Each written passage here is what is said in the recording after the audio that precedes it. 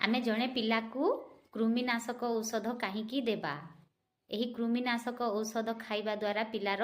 कौन लाभ होता है सही विषय रे जानिबा।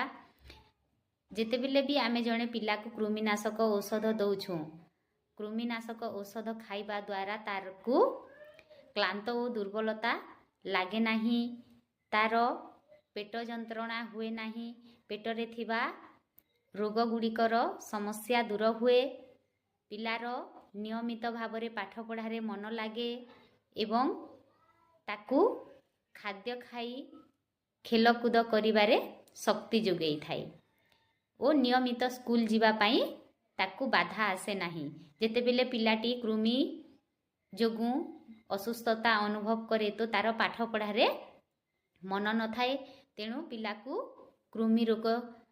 रु रक्षा करिबा पाई कृमिनाशक औषध देबा आवश्यकता पड़ी थाए।